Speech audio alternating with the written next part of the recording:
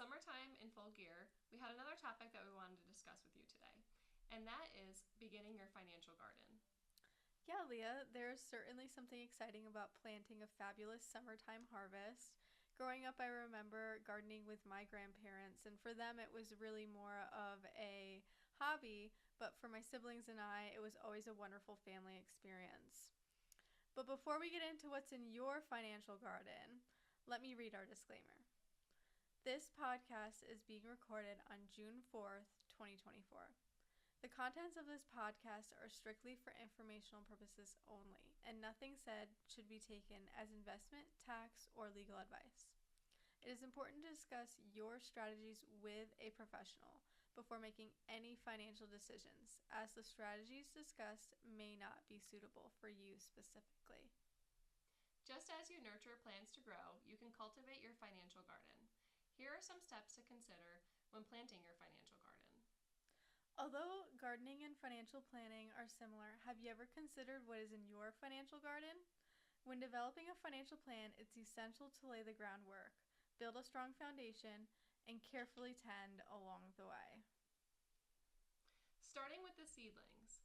These are not as strong as the established plants, so there is more at stake with these seedlings.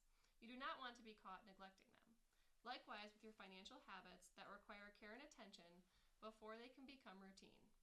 The takeaway is, don't delay in planting your seeds. Whether it's saving, investing, or budgeting, the sooner that you start, the better the results. Once you plant your seeds, you have to nurture them to eventually enjoy the wonderful fruits, vegetables, and flowers they produce. This includes plenty of sunshine, water, and soil. Also, you need the same mentality when it comes to your financial garden, such as regular contributions to savings and investments. In finance, you invest money and manage it to grow over time, aiming for those financial returns. Just as in gardening, your garden requires regular care such as weeding, pruning, and watering. A financial portfolio also needs constant attention, such as monitoring investments, adjusting strategies, and managing risks.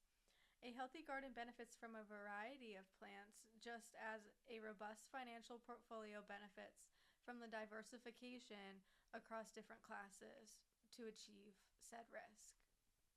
Success in these areas requires knowledge and skills. When gardening, you consider plant care, soil types, and even the climate conditions that you're going to be planting in. In financial focus, this is what your advisor would help you with. They would understand the financial instruments, the market trends, and the economic indicators. Like planting seeds, take action. Remember to regularly contribute to your investment accounts. If a particular investment performs well, consider saving more of the same seeds. Also, don't forget, both require careful planning and a long-term outlook. In gardening, you need to decide where you're going to plant and when you're going to plant, what the conditions might look like, and what are best. While in finance, you might need to strategize and look at your investments and your savings. Patience is essential in both of these to see the optimal results that you're looking for. If mistakes are made or things get neglected, there are ways to bring the results around. Remember, financial gardening is a long-term endeavor. Cultivate your financial well-being with care and watch your financial garden flourish.